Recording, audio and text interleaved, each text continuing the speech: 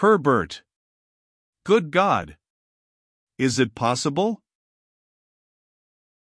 Yes, my name's Herbert. I think I know your face, too, but I don't remember your name. My memory is very queer. Don't you recollect Villiers of Wadham?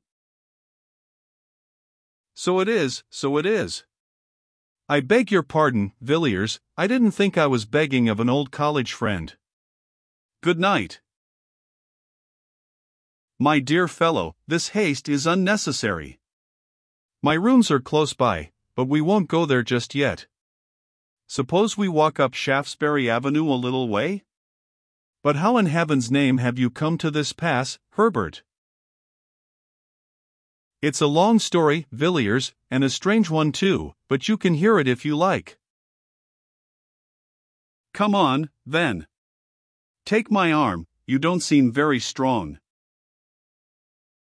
The ill-assorted pair moved slowly up Rupert Street, the one in dirty, evil-looking rags, and the other attired in the regulation uniform of a man about town, trim, glossy, and eminently well-to-do. Villiers had emerged from his restaurant after an excellent dinner of many courses, assisted by an ingratiating little flask of Chianti, and, in that frame of mind which was with him almost chronic, had delayed a moment by the door, peering round in the dimly lighted street in search of those mysterious incidents and persons with which the streets of London teem in every quarter and every hour. Villiers prided himself as a practised explorer of such obscure mazes and byways of London life, and in this unprofitable pursuit he displayed an assiduity which was worthy of more serious employment.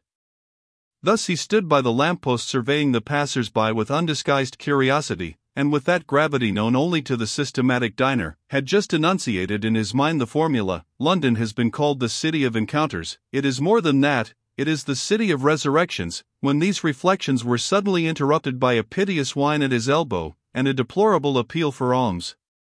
He looked around in some irritation, and with a sudden shock found himself confronted with the embodied proof of his somewhat stilted fancies.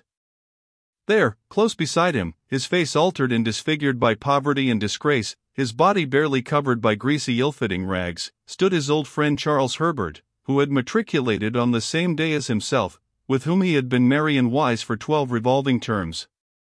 Different occupations and varying interests had interrupted the friendship, and it was 6 years since Villiers had seen Herbert, and now he looked upon this wreck of a man with grief and dismay, mingled with a certain inquisitiveness as to what dreary chain of circumstances had dragged him down to such a doleful pass. Villiers felt together with compassion all the relish of the amateur in mysteries, and congratulated himself on his leisurely speculations outside the restaurant. They walked on in silence for some time, and more than one passer-by stared in astonishment at the unaccustomed spectacle of a well-dressed man with an unmistakable beggar hanging onto his arm, and, observing this, Villiers led the way to an obscure street in Soho. Here he repeated his question. "How on earth has it happened, Herbert? I always understood you would succeed to an excellent position in Dorsetshire. Did your father disinherit you? Surely not?" "No, Villiers, I came into all the property at my poor father's death. He died a year after I left Oxford. He was a very good father to me, and I mourned his death sincerely enough. But you know what young men are. A few months later I came up to town and went a good deal into society. Of course I had excellent introductions, and I managed to enjoy myself very much in a harmless sort of way. I played a little, certainly, but never for heavy stakes, and the few bets I made on races brought me in money, only a few pounds, you know, but enough to pay for cigars and such petty pleasures. It was in my second season that the tide turned. Of course you have heard of my marriage?" "No, I never heard anything about it." "Yes, I married Villiers. I met a girl of the most wonderful and most strange beauty, at the house of some people whom I knew. I cannot tell you her age, I never knew it, but, so far as I can guess, I should think she must have been about 19 when I made her acquaintance. My friends had come to know her at Florence. She told them she was an orphan, the child of an English father and an Italian mother, and she charmed them as she charmed me. The first time I saw her was at an evening party. I was standing by the door talking to a friend, when suddenly above the hum and babble of conversation I heard a voice which seemed to thrill to my heart. She was singing an Italian song. I was introduced to her that evening, and in 3 months I married Helen. Villiers, that woman, if I can call her woman, corrupted my soul. The night of the wedding I found myself sitting in her bedroom in the hotel, listening to her talk. She was sitting up in bed, and I listened to her as she spoke in her beautiful voice, spoke of things which even now I would not dare whisper in the blackest night, though I stood in the midst of a wilderness.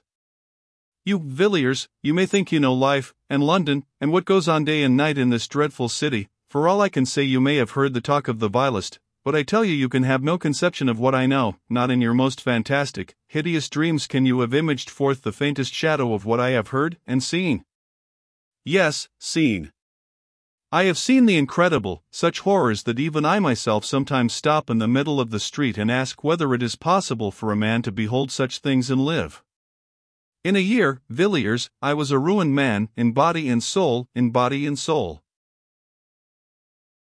But your property, Herbert? You had land in Dorset. I sold it all, the fields and woods, the dear old house, everything. And the money? She took it all from me. And then left you? Yes, she disappeared one night. I don't know where she went, but I am sure if I saw her again it would kill me.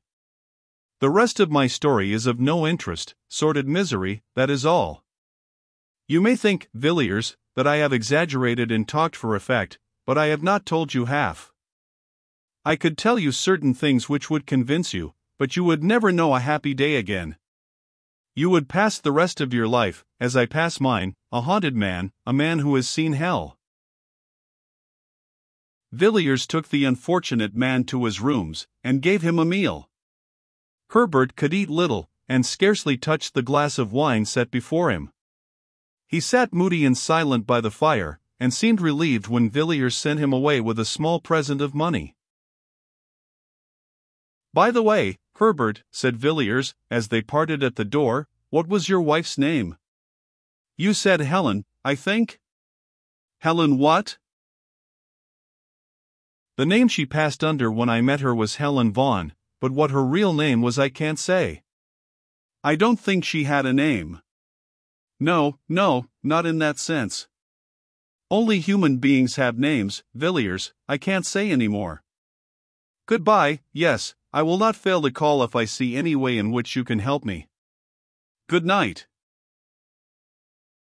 The man went out into the bitter night, and Villiers returned to his fireside.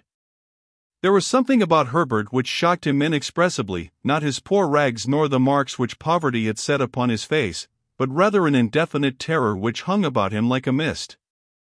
He had acknowledged that he himself was not devoid of blame. The woman, he had avowed, had corrupted him body and soul, and Villiers felt that this man, once his friend, had been an actor in scenes evil beyond the power of words. His story needed no confirmation, he himself was the embodied proof of it. Villiers mused curiously over the story he had heard, and wondered whether he had heard both the first and the last of it. No, he thought, certainly not the last, probably only the beginning.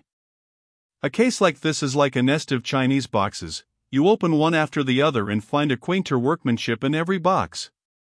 Most likely poor Herbert is merely one of the outside boxes, there are stranger ones to follow. Villiers could not take his mind away from Herbert and his story, which seemed to grow wilder as the night wore on. The fire seemed to burn low, and the chilly air of the morning crept into the room. Villiers got up with a glance over his shoulder, and, shivering slightly, went to bed. A few days later he saw at his club a gentleman of his acquaintance, named Austin, who was famous for his intimate knowledge of London life, both in its tenebrous and luminous phases. Villiers, still full of his encounter in Soho and its consequences, thought Austin might possibly be able to shed some light on Herbert's history, and so after some casual talk he suddenly put the question. Do you happen to know anything of a man named Herbert, Charles Herbert? Austin turned round sharply and stared at Villiers with some astonishment. Charles Herbert? Weren't you in town 3 years ago? No, then you have not heard of the Paul Street case? It caused a good deal of sensation at the time. What was the case? Well, a gentleman, a man of very good position, was found dead, stark dead, in the area of a certain house in Paul Street, off Tottenham Court Road. Of course the police did not make the discovery. If you happen to be sitting up all night and have a light in your window, the constable will ring the bell, but if you happen to be lying dead in somebody's area, you will be left alone. In this instance, as in many others, the alarm was raised by some kind of vagabond. I don't mean a common tramp, or a public house loafer, but a gentleman, whose business, or pleasure, or both, made him a spectator of the London streets at 5 o'clock in the morning.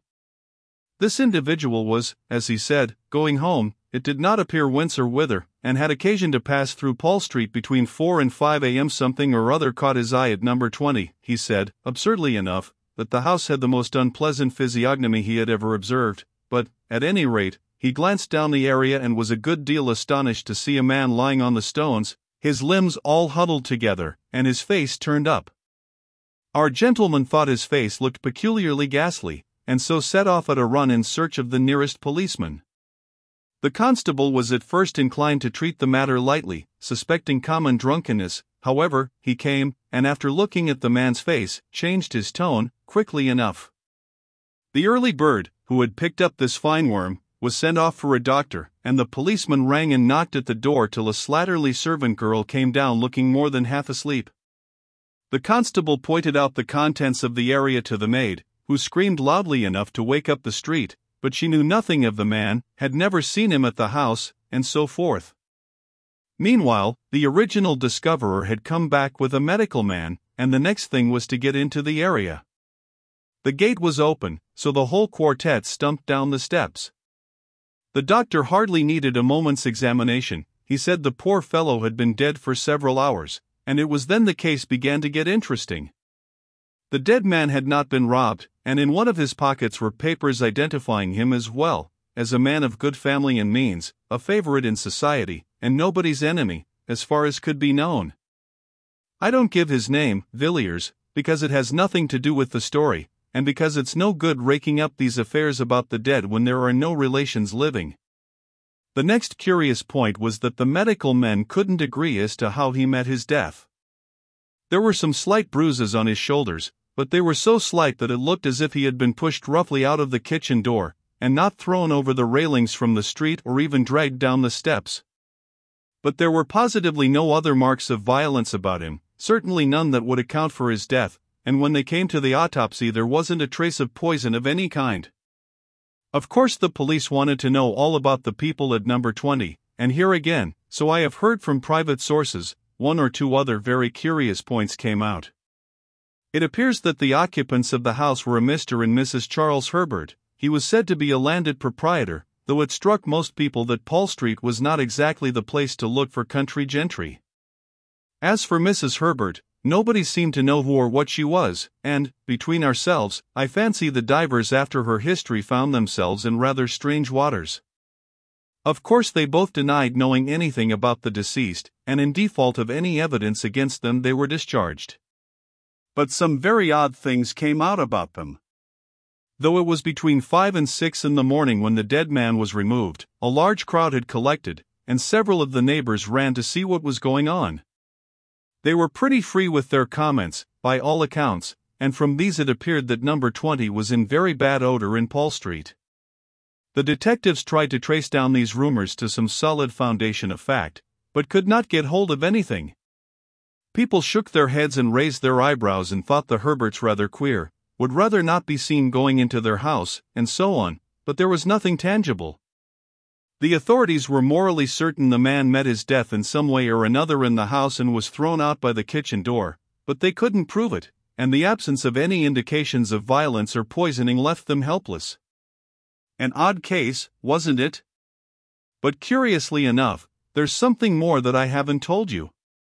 I happen to know one of the doctors who was consulted as to the cause of death, and some time after the inquest I met him, and asked him about it.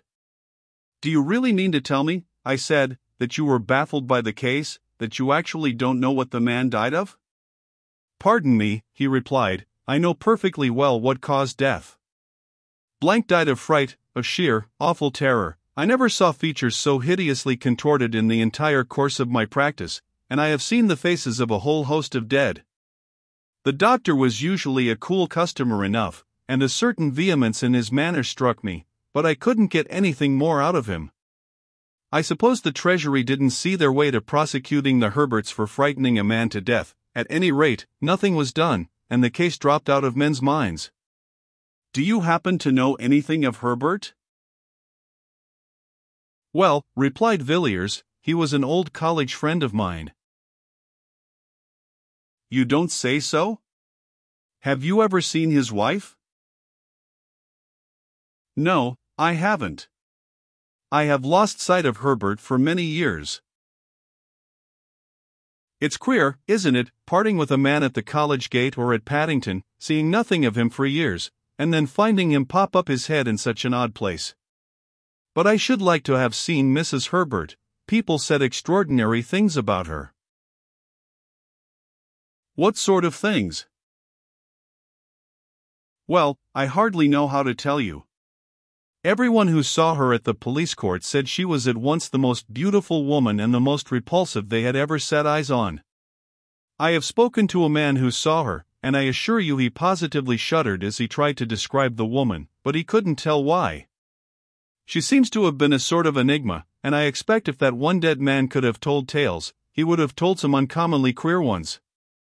And there you are again in another puzzle. What could a respectable country gentleman like Mr. Blank, we'll call him that if you don't mind, want in such a very queer house as number 20? It's altogether a very odd case, isn't it?" "It is indeed, Austin, an extraordinary case. I didn't think, when I asked you about my old friend, I should strike on such strange metal. Well, I must be off. Good day." Villiers went away, thinking of his own conceit of the Chinese boxes. Here was quaint workmanship indeed.